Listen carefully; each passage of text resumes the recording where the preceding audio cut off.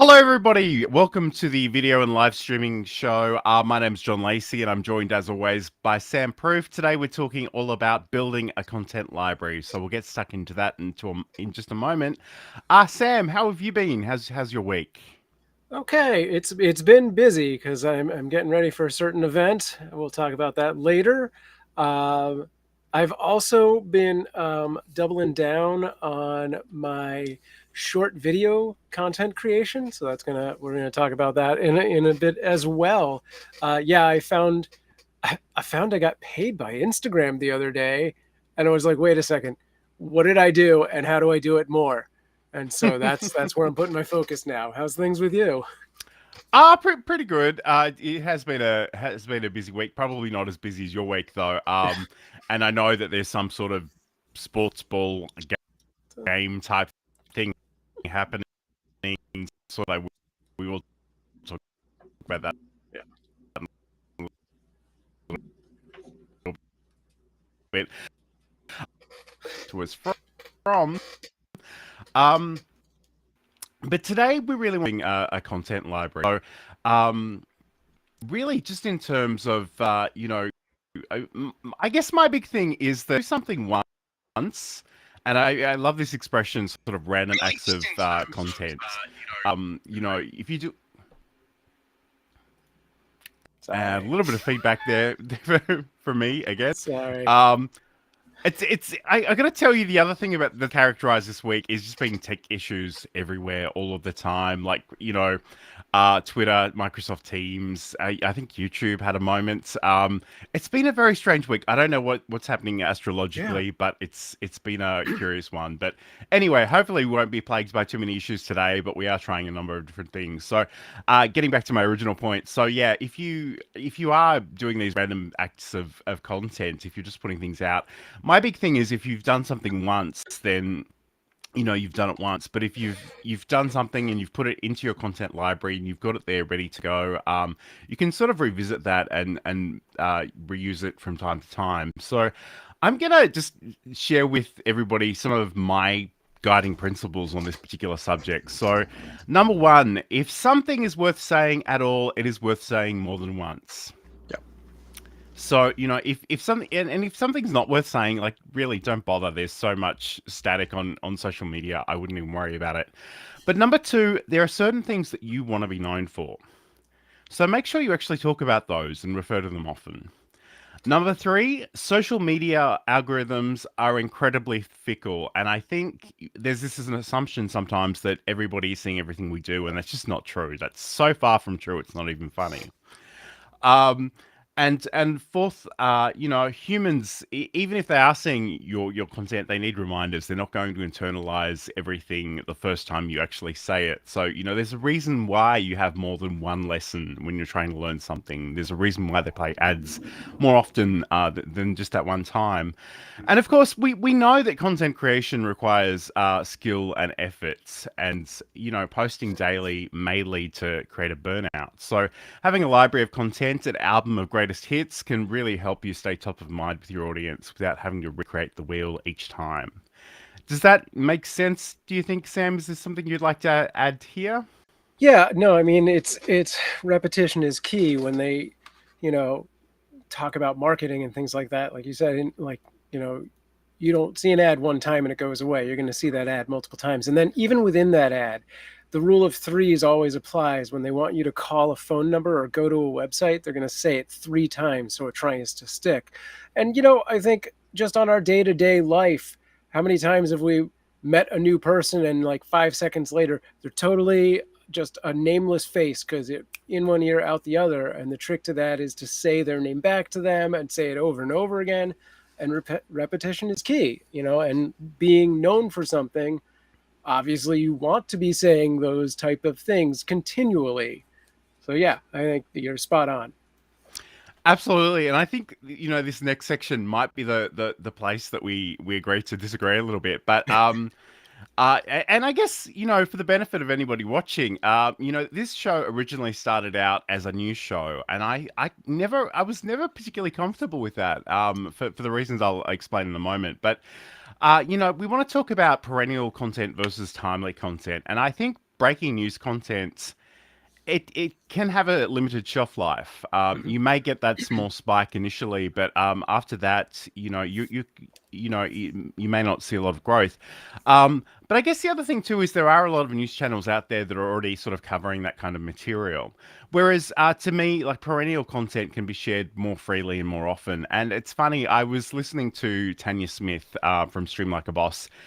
She had a podcast back in 2016 called Snack Size Marketing, and I was really struck by two things. One, she's always been just this amazing presenter and communicator. But two, even though this episode, these podcast episodes were like a good 7 years old, so much of the content was still relevant. Like some of the services she mentioned, some of the stats were out of date, but conceptually, the stuff, the rest of the things that were in there just it's still true today in 2023.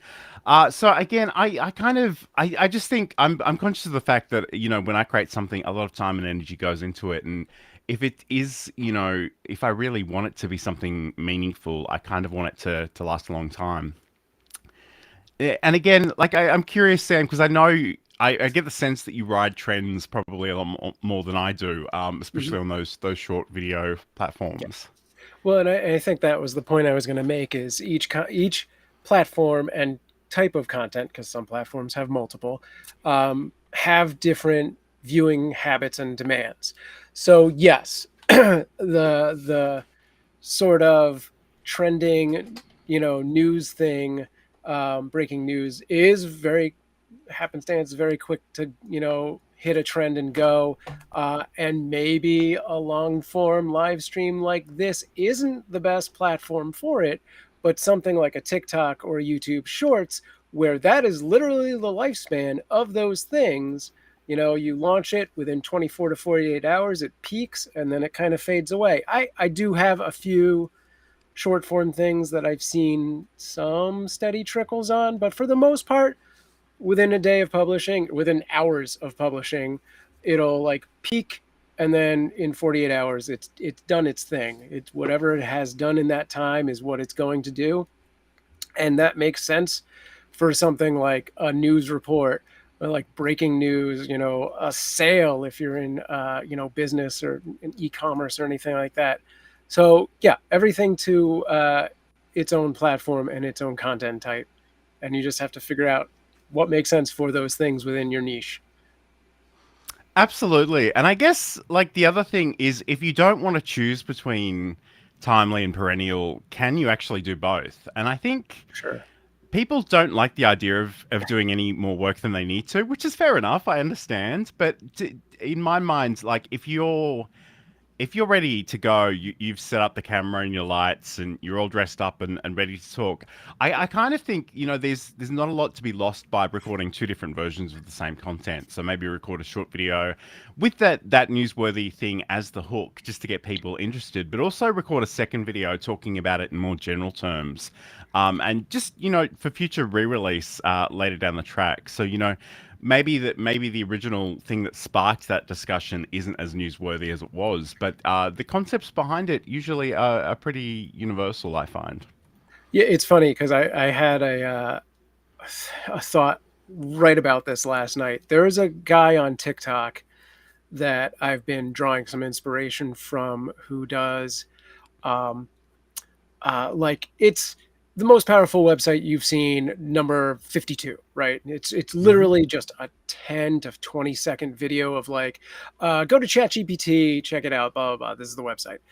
He has a very strong hook, and he gives you the URL, gives you like a one or two liner about it, and that's it. It's you're in, you're done, you're hooked. He's marketing for these companies essentially for free, I assume. Probably not really. And he's doing it all TikTok vertical style. And I was thinking about it, and I'm like, now that OBS has this vertical plugin which makes recording 16 by 9 and 9 by 16 simultaneously possible, thankfully I'm doing that now. Is it possible? I was like, does this guy do long form? Because like, how hard would it be to turn that format of, here's my concept, here's my hook, this is what it is, I'm done, but now I'm going to continue in the long form version. So I think, you know taking that format concept of like, I'm going to take the first 20 seconds and that is going to be my short, my vertical. And then I'm just going to keep going. And that's going to be my long form. I don't even have to do 2 takes or multiple takes. I'm going to record it simultaneously.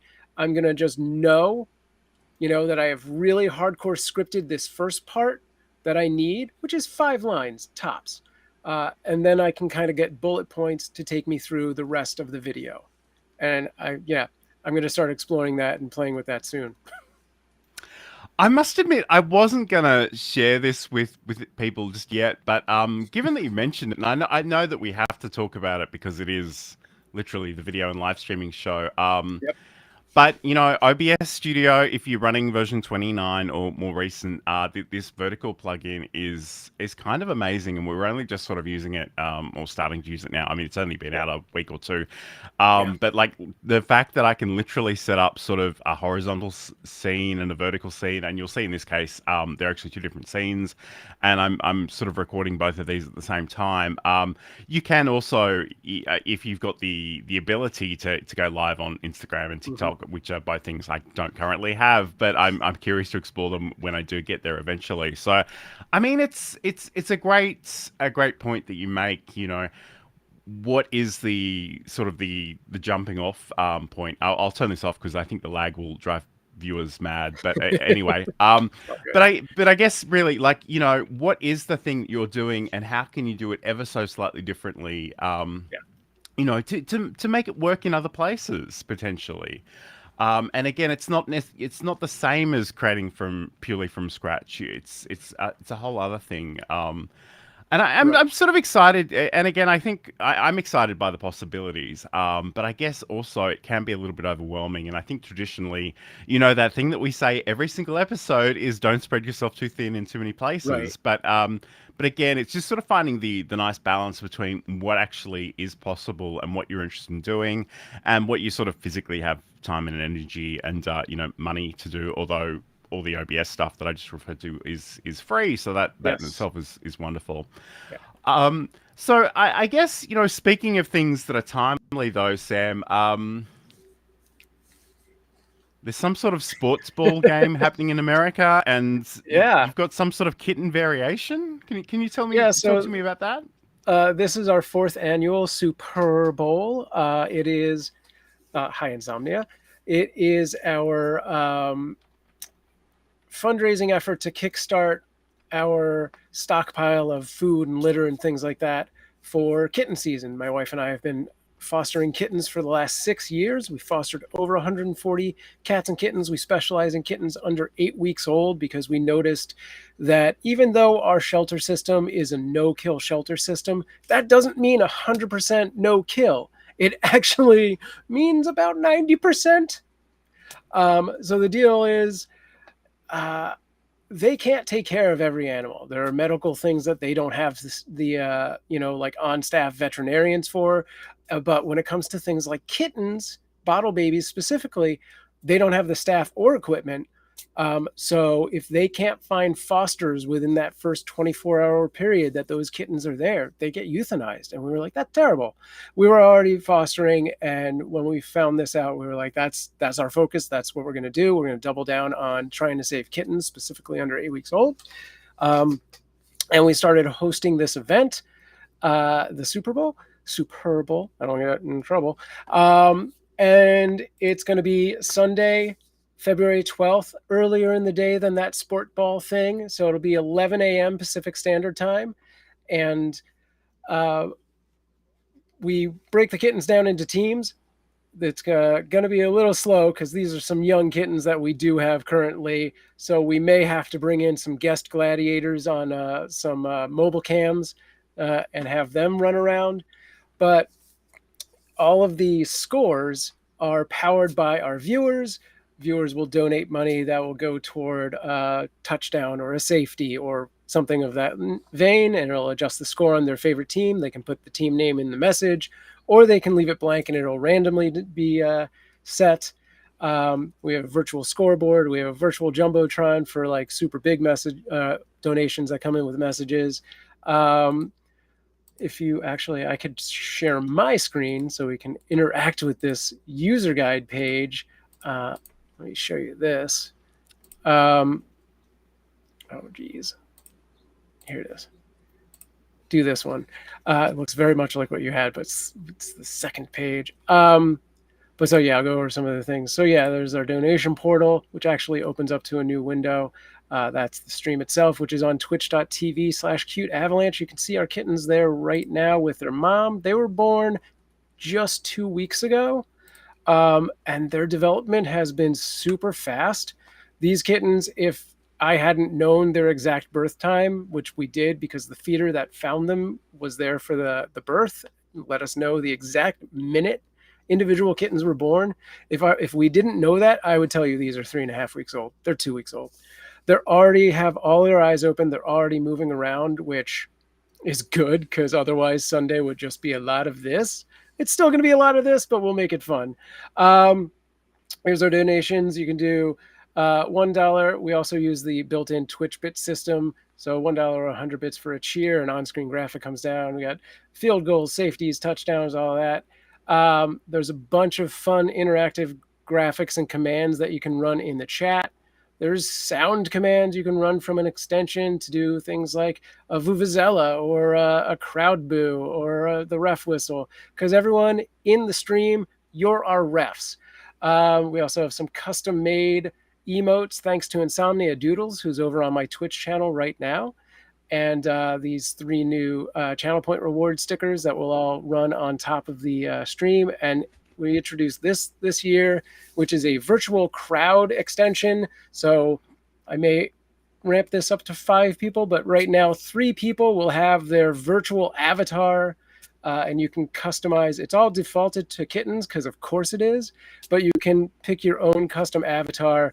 And then while they are in that virtual crowd box, they can do things like clap and dab and facepalm and whatever else you want, pretty much. And that's it. It's going to be a fun 2 hours. All of the interactives will be available all day. In fact, I may start them as early as tomorrow and run them till midnight Sunday going into Monday. And it's all for a good cause to help us stockpile. All of the money goes toward food and litter primarily, but also other necessities for the cats. It all goes to the cats. Our goal is $500 this year. Last year we got about $350. So we're trying to save about 24 cats is our planned foster plan. Planned foster plan. So there you go. That is the Super Bowl. And if there's any questions, let me know. And again, people can find that if they go to cuteavalanche.com. You had another domain for that, didn't you? It escapes me. Is it just Super Bowl? Yeah, it's superbowl.com, but it redirects to the Cute Avalanche page. Sure. And then if you scroll to the bottom of that page that it brings you to, you can go to the user guide that I was showing you. The page it'll take you to tells you more about the event itself. Nice. And I noticed you were on the gaming morning show recently to talk about it. That was fun. I watched that. Yeah, last those night. guys are great. That was really fun. You can find the whole video on Gaming Morning Show on YouTube. It's also linked in a blog post at samproof.tv/blog. Yeah. And yeah, it's short and sweet. It was a fun interview. We talked about that. And a few other things that led me down this road to live streaming as a career. Yeah, good times. Nice. Okay, so I just want to address the chat because there's actually been lots of good things in there that I haven't seen before yet. Bernard. So Bernard over on LinkedIn is saying, love the ideas Sam shared, makes a lot of sense and caters to several different needs. So I think that was in terms of actually, starting off with a smaller piece of content and just extending it and sharing it with a different audience. It's really a work smarter, not harder kind of solution for creating both vertical and long form video at the same time. If you just take that extra minute to be like, this is my hook and my short form, and then this is how I extend it to a long form. That's one video, and it's already set to go. Yeah, and then you're not in post for a million hours going, where are all those good moments I wanted? And I know Bernhard is interested in OBS. So I mean, if you yeah, and again we need to talk a little bit more about that vertical plugin. Maybe we'll do that in a future show. Yeah. But I guess that's the thing. You know, in terms of creating short form video and you know traditional horizontal video, you really have one of two choices. You're either sort of doing it in a live or a semi live environment like OBS Studio. And if you do have the ability to sort of format that in relatively real time in the way that we can with the vertical plugin. That in itself is wonderful. But I guess the other option is if you are recording something and then you're just going to your editing software and repurposing it. And admittedly, you know, portrait doesn't always go well into vertical or into horizontal or vice versa. So I mean, those are certainly things that you need to consider. But I mean, to be honest, it probably doesn't really matter how you get there as long as you do it and you do it well. So there's been a lot of discussion between all your Twitch friends about categories and stuff as well. And so hi means and Insomnia Doodles. I don't know if Yeah. Insomnia Doodles actually purchased that Stream Deck yet, but I'd love to Oh, I hear don't know. about that. um, yeah, no, the thing that Means brings up is Restream does not change the category on Twitch, and I never remember to manually do it prior to the show. So it's always there. It's always something game related. Like I think right now it was just Stream Raiders. So now we're podcasts. Insomnia says I have not, but I'm planning on getting one in the coming months for sure. Excellent. Sure. Okay, awesome. So this is the video and live streaming show. I'm John Lacey and I'm joined by Sam Proof. Today we're talking all about building a content library. So if you are a content creator and you actually spend a little bit of time putting things together and you're quite proud of them, you know, I guess sometimes the temptation is just throw them up on social media and hope for the best. But really what I want to encourage you to do is think a little bit more strategically and think about, you know, how you can actually store and retrieve and reuse and repurpose and remix all of those words starting with R when it comes to your content. But I guess the big thing, and I'm really curious to talk to Sam about this specifically, because I have a feeling he will have some feelings about this. For But about sure. organizing your content, because it's one thing to have all your content somewhere, but it's another to be able to find and retrieve it really quickly and easily. So, I guess personally, you know, I find that I just have particular folder structures and naming conventions that I use in order to make sure that I can find things again. But I know Sam. You're a huge proponent of spreadsheets. I've seen some of Yeah. your spreadsheets. They're kind of mind-boggling. It was so funny earlier in the year when we were planning content for this show. I was putting together a spreadsheet thinking the average person would be so daunted by this, but I know Sam will be fine. He loves a spreadsheet. Yeah, I mean, I'm gonna share my screen, I guess. Sure. I don't think this one is too daunting. Oh, I was already sharing my screen and then I stopped. Well, here we go. And for Means, I was already thinking about giving you and Insomnia the ability to change categories in the future. Will do. We can totally do that. All right. I don't know how well this comes across because it's pretty small. I guess I can make this bigger a little bit. I mean, That's very I can big. fill the screen with it. All Or right, that you, too. So you'll see at the bottom, I have several different projects. Right now, we're in my Alexa videos, but I have like holiday videos, miscellaneous stuff, Pi Day, another series about video about pizza. This I think is pretty straightforward. So I have this series of videos I do. These videos specifically shorts related. They're vertical videos intentionally. But now that I had this epiphany, I may figure out that I want to turn them into long form. We'll see. Um, I'll just go through my categories my columns really quick. I have a unique ID number. And the beautiful thing about a spreadsheet, if I organize this by those ID numbers, we can, it hates hundreds. I didn't do this in which is the one downside of this. But anyway, you can go from something like this and just be like, I need 10 more of those. Boom, they're automatically numbered. Okay, a unique ID number, so I know every single piece of content I can refer to. Oh yeah, it's Alexa Thanksgiving number 6. I have my date column, which is when I'm planning on pushing that piece of content out. Literally, my script is in this column right here. and it selects it. Do you like guys or girls? Boom, there it is.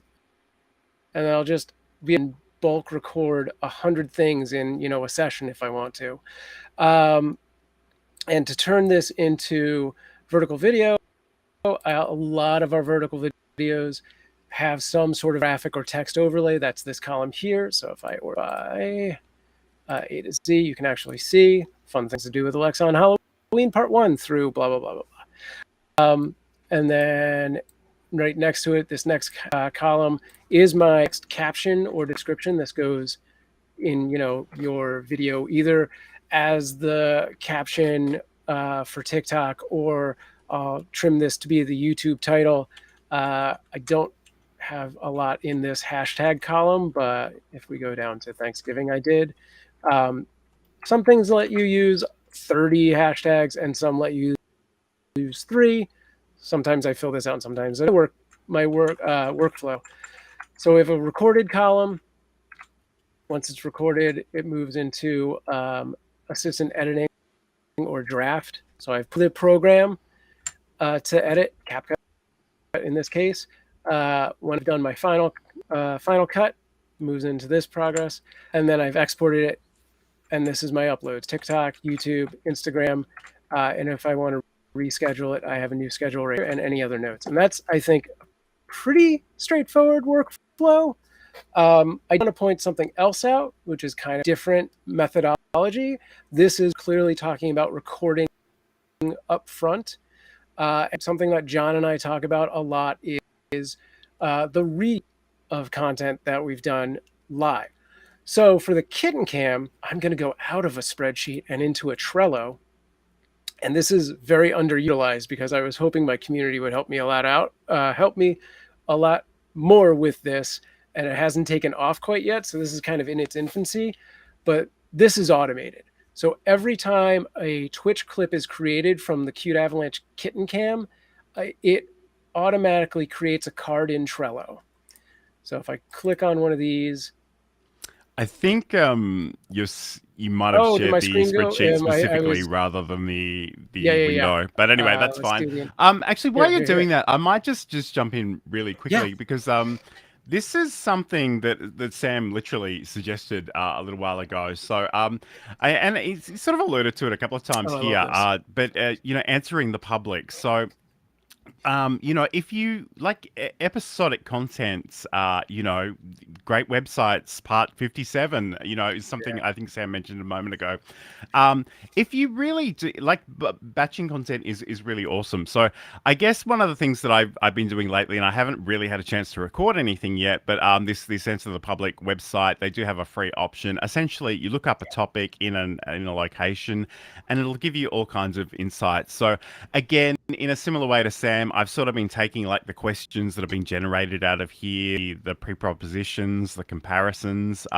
So I have a whole bunch of different ideas about OBS Studio specific things that I would like to record some videos on. So that, and to be honest, like, it happens to all of us. Some days you will just be there scratching your head thinking, what the hell am I going to talk about? And I think that is worth doing. And admittedly, you could pay for a subscription and get them to populate the spreadsheet, but to be honest, I was cheap and well, not quite lazy. I was certainly cheap, so I copied and pasted a whole bunch of things. But again, that's been really rather useful for me. So let's have a look at Trello. I know it's not everybody's love language, but I think pretty sure it's Sam's. All right, but so with Trello, it's very similar in the workflow. We have these different columns, right? So new clips get populated here automatically whenever a clip is made in Twitch. IFTTT sends the information over here and creates a card, and these look like this. So it has the URL for the actual clip right there. It tells me who in my community created it, gives me the date and time and all that good stuff. And I've got, I thought I added, it's hidden. So I've got this workflow chart right here. So if I decide to move forward on one of these, I just have checkboxes of like, boom, I published it onto YouTube.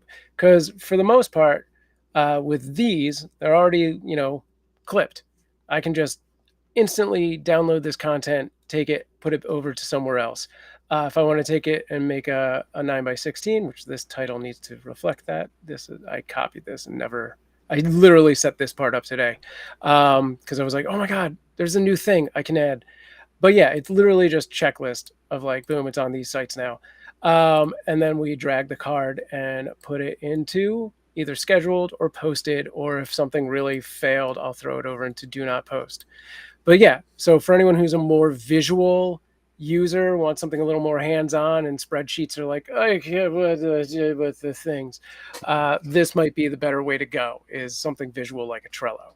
And the beauty, again, is that there's so much automation that can be done here between something like IFTTT or Zapier. I suspect that with Zapier, which I refuse to pay for, you can actually have it move into a column, find the URL, and be like, I'll just export that for you to YouTube. I suspect. I'm not positive. Q asked, what if the clip is deleted? I would have to be the one to delete that. I guess my mods could delete it. It will not make that reflection over here. So that is a good point. But we have such a small community, like somebody would tell me like, oh man, I accidentally deleted that. And then at some point I'd be like, okay, get rid of that card. And somebody else is saying that there's a cool setup. I'm not really sure if that's your spreadsheet or our Or just podcast, this. but either, Right. we're happy to take the compliment. Yeah. So yeah, I guess that's the big thing. So like as I say, it's really important to think about where you're storing things and how you're organizing them, because if you do ever want to come back and reuse any of those elements, you need to be able to find them. And I think sometimes we'll have some vague recollection that something's on Google Drive somewhere. I mean, Google Drive is a great example because if you've named it well, you can just search for the file name or the something within the file name. Yeah. And I But think that that piece of advice goes further than just a workflow for your publishing schedule, but actually how you are saving your content in the first place, like where those video files live and how like your editing software is laid out and stuff like that. Like if we ever want to get into that, and I get my Adobe license back to activated, I will show you some pretty intense folder structuring.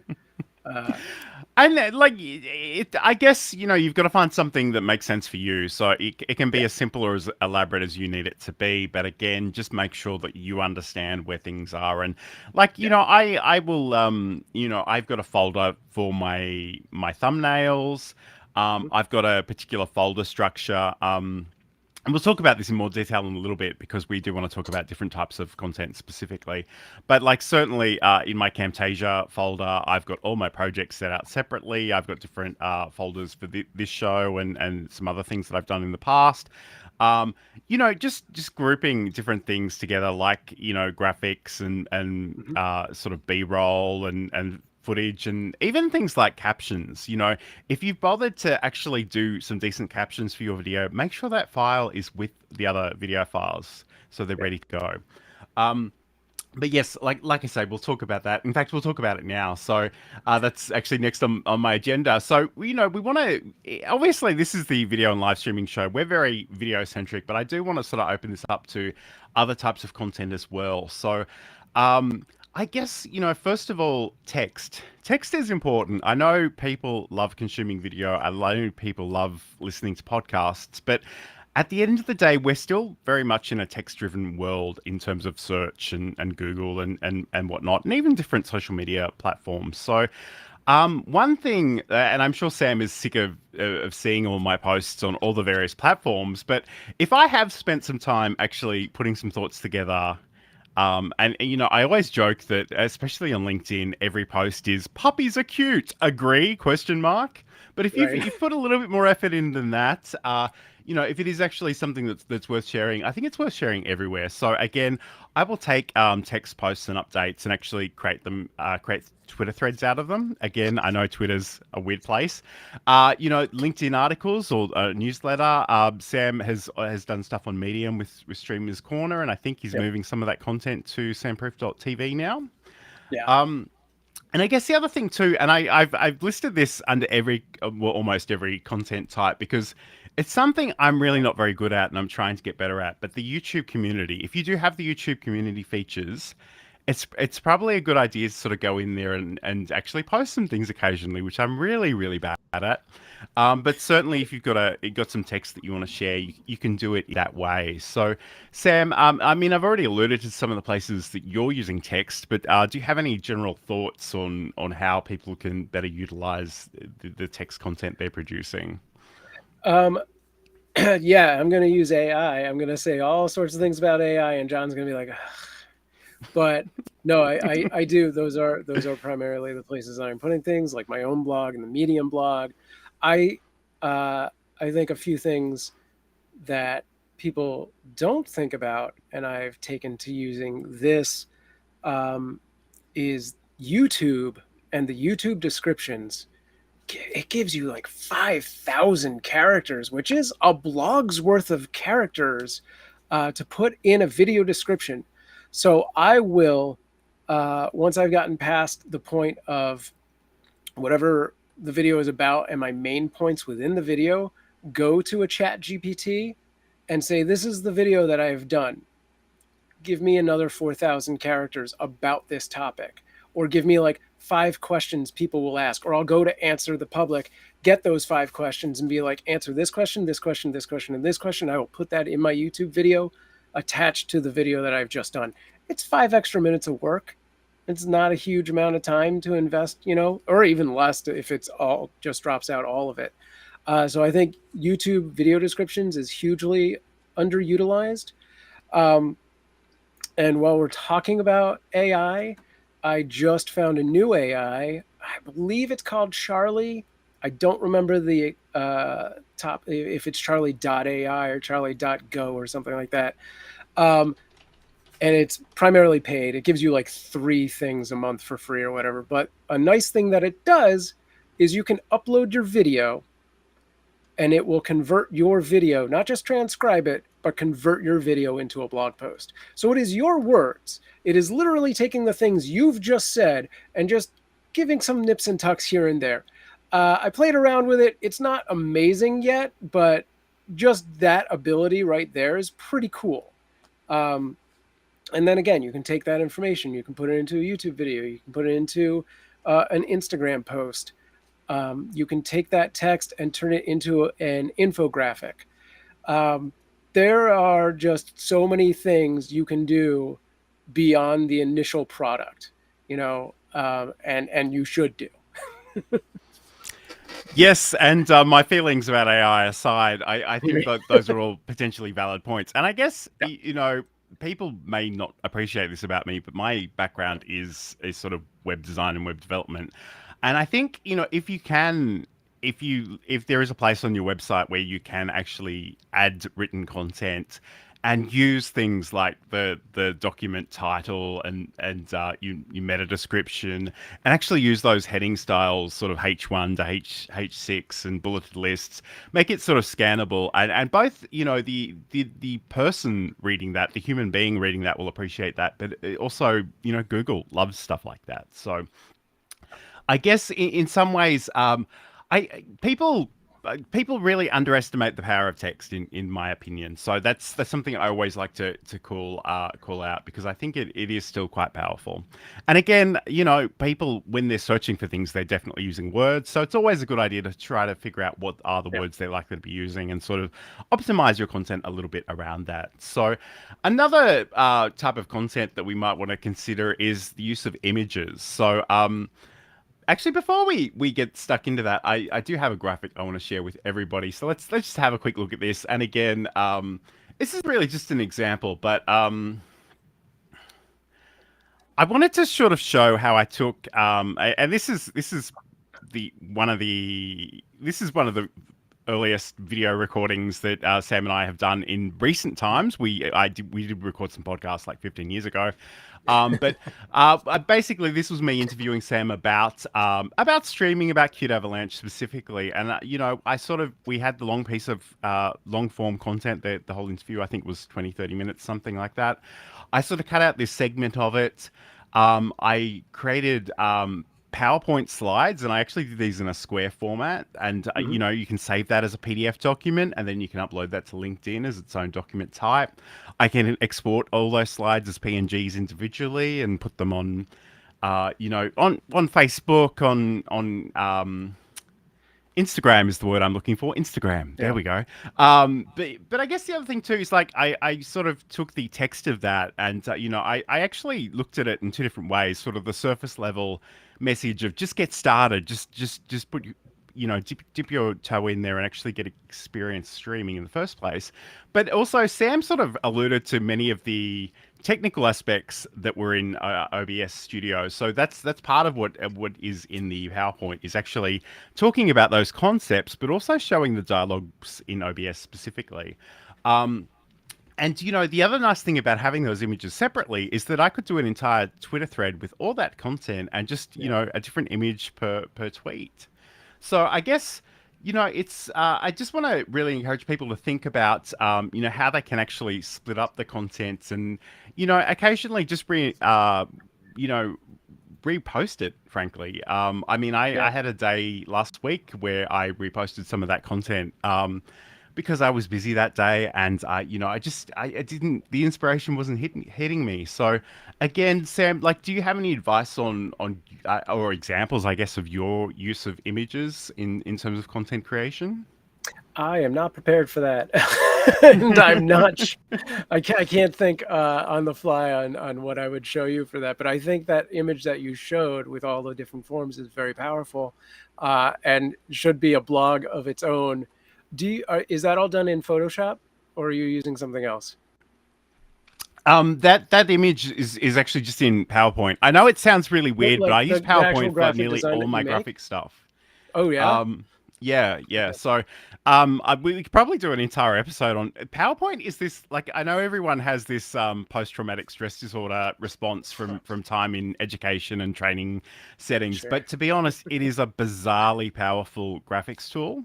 Huh. And the thing I like about it, and I think I might have told Sam about this in the past, but I literally have a slide deck, which is, I think it's just called video thumbnails. And I Yeah. just duplicate slides and I rework them. And, the one that we have, even the one that we have for this particular show, which I'll put on the screen for a second. And again, this probably isn't one of my favorite, but again, this is just a slide in PowerPoint, and I've rearranged different elements and I've brought different things in here. So, um, I guess, and I know that you have been using a little bit of Canva lately, but I Yeah. guess the thing is, if uh, uh, and we haven't mentioned this, but I think it's worth unpacking a little bit. Is just what assets do you have? Like, do you have a logo? Are there particular fonts that you're using? And just having those ready to go, and even sort of stock graphics or graphics that you've designed, because so much of visual design is really just about taking existing elements and sort of repurposing them, rearranging them within the scene. So I'm a little scared that my computer may die if I open one more application, but I think I might just bring up this particular slideshow just to show you like how this works. Because again, I can hear myself. I know how weird this sounds, but honestly, PowerPoint. And again, the other nice thing about this is if you're using Word or Excel, there's a good chance you already have this on your device.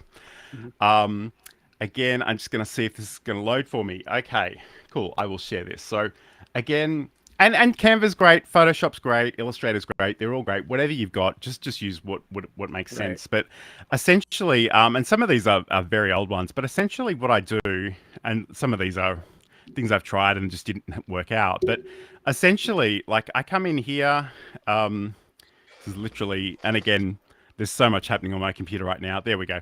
So, I mean, I've just got some text. I've got an icon. That's another thing that's worth mentioning too, is that if you go to the insert menu, you actually do have icons and shapes and things that you can bring in. You can rearrange stuff.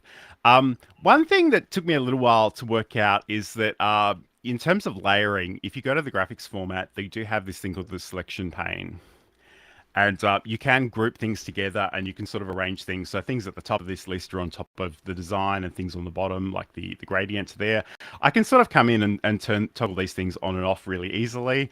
But essentially, a lot of this is like literally me just creating elements, moving them around. And I think the other thing too that's worth mentioning really briefly, and again, I should probably layer my sort of label my layers a little bit better than I do. But if you go into here, like we've got all kinds of text effects too. So things like shadow, reflection, glow, bevel. You can do 3D rotation. You can do transforms.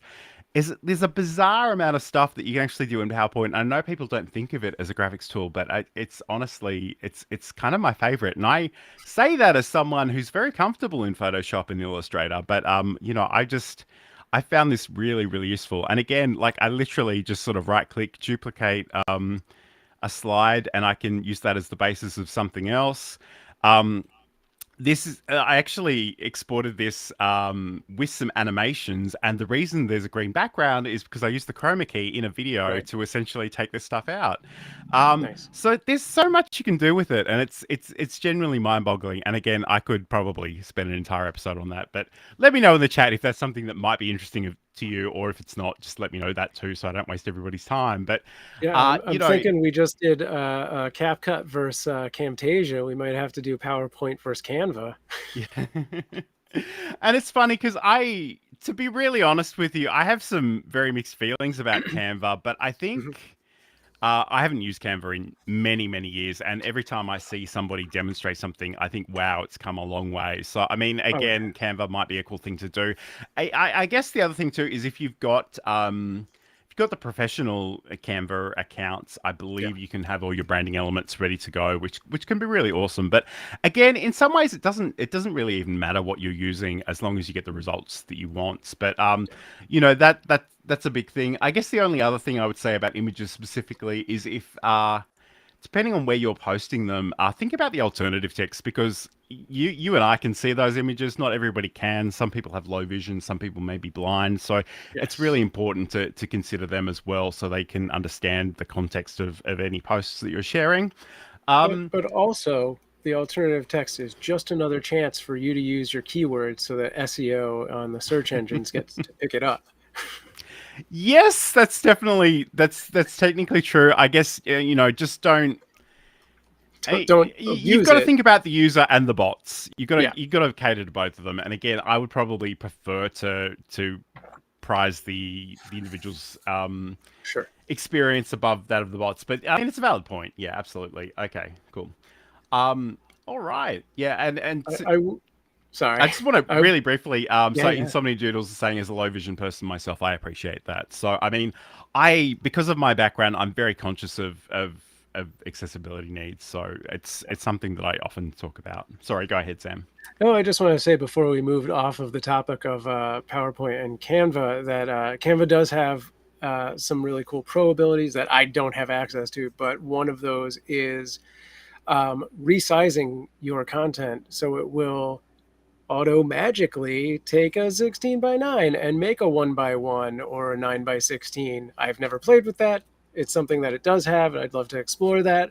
They also have a content planner, which is like it gives you a calendar. They have some, hot button topics and holidays and events on there to prompt you for things, but also I believe that social calendar will publish to Instagram and a few of the other social medias on your behalf, like a Hootsuite kind of situation. So you're creating it there, publishing it there. It's all automated. Nice. Yeah. Um, we've been talking a little bit longer than I expected us to, but let's get to the one content format that we know everyone cares about. So Yeah. video. Obviously, we live in a world where there are different formats that different platforms run with. We've spoken a lot about sort of the horizontal versus vertical thing. Yeah. There's also some places may still be doing square video. I'm not really sure off the top of my head, where they do that as native, but I guess it is an option. So it's up to you to decide whether that would make I sense. think still in Instagram a little bit. hmm Obviously, the classic example is what we're doing here with the live stream. We will often take sort of smaller segments of this and repurpose them into a vertical Yeah. format, sort of 59 seconds or fewer. So, Sam, I'm hoping, and again, my poor computer has never seen so many open applications in all its life, but I'm hoping to show you something in a second. But before we get there, is there any ideas that you want to suggest in terms of creating and repurposing video content? Beyond what we've said, geez, I don't know. Yeah, I mean, I think we touched on the concept of batch creating stuff before, and I think keep that in mind no matter what part of the process you're in. Just, when you go into something and you're like, okay, today I'm gonna make 3 videos. I'm gonna shoot them. First I gotta write them. I'm gonna shoot them. It's you're all over the place. I know this from experience. It takes twice as long to do any of the things, uh, because they're all different mindsets. So, yeah, even if you're just going to be repurposing things, that's its own day. It is its own day of just trimming videos, like reviewing videos and being like, here are the notes that I'm going to make on when I do trim these videos. And like, these are the things that are going to get written out. Try and batch things as much as possible so that you're using the same brain muscles, if you will, to do those things. And it will make those things more efficient and faster. Absolutely, because there's a certain amount of cognitive load in terms of that task Yeah. switching, and again, even in my day job, like I've set up all kinds of boundaries. It's like just don't randomly interrupt me because whatever I'm doing requires a fair bit of focus. So Yeah. that's a really useful thing to keep in mind. I was hoping to show you some stuff within Camtasia specifically, but I'm not having a lot of luck running that at the moment. We did an entire episode on Camtasia versus CapCut. So you might want to check that out in the YouTube channels. But I guess for me, one of the nice things about Camtasia specifically is it does actually have its own library feature. So I can sort of snip out any sort of piece of my video and actually add it to a library. I can organize that into structures. And I that's one of the first things that I do when I have the time to actually create those short clips from this show specifically, is actually just go through. In fact, it is very, very slowly loading in the background. Maybe I'll be able to show you this in a moment, but I'll keep talking just in case I can't. But essentially, this library, and it's built into my video editing software. So again, I can organize these things, and I think one of the things that it's really tempting, I think, sometimes to treat every new piece of content as a brand new project, and that's fine. But my big thing is think about everything that you've created before and think about the possibilities for it moving forward. So, and this actually does appear to have loaded. So I'm gonna just present this on the screen. I'll make it full screen. So this is actually the library feature in Camtasia. So again, I can build out folder structures. I've actually got graphics, so I've got a gradient and a logo overlay. I can just sort of drag and drop these. So again, you'll see here that these are little. These are actually from that cute Avalanche interview that we did a solid year ago. I've got those in there. I've got things in horizontal and vertical format too. So, I mean, I've even got funny little elements like I've got the flashy subscribe YouTube video. So, if I put this on my video, a mouse cursor appears, you click on the subscribe button, you hear a little bit of audio. I've got all kinds of stuff here. So I guess, and even sort of placeholders. So, there are things that I've done before, but like, in terms of, you reusing things. So, and again, this may take a little while to load onto my timeline here, but essentially, this was a segment talking about using a teleprompter to improve my workflow. So anytime I want to invoke the idea of a teleprompter or something that might make your life a little bit easier, I know I've got photos of this in action. I've got them ready to go, and I know where they are, basically. I can also search here. I guess the other thing too, and I'll mention this just briefly, I do have... I've got music here again. So in Compotech, they have that spinning monkeys thing, which is so popular on TikTok. Yep. I've got that. I use that occasionally. I've also purchased some subscriptions to different services. So I've got a whole bunch of music that's ready to go. And if I leave you with nothing else today, I want to tell you, if you can add 15, 20 seconds worth of music or anything really at the end of your YouTube video, export that, get rid of that stuff, or save it as a separate project. And that way you can build in that end screen on YouTube, and you don't appreciate how awesome that feature is, because we want to keep people on we want to keep people on the platform. We want to keep people on your chat on your channel specifically. So there are just little things like that that, essentially it makes a different video out of the same project, if you will. And it's not massively difficult. And as long as I keep them in the same sort of folder structure that I normally use, it can be so incredibly easy to do that, and it can be so useful. Yeah, I think along those lines, the platforms will reward you for creating, custom content to their platform. So in the case of you have that YouTube subscribe, if you have something that's Instagram or TikTok related, and you can swap those out and really quick render a different version for each platform, I think that's great. Absolutely, and I guess the other thing too is just have those branding elements. So if you do have a Yeah. logo, if you do have particular fonts, in Camtasia they do have the ability to sort of associate certain colors and fonts with a particular brand.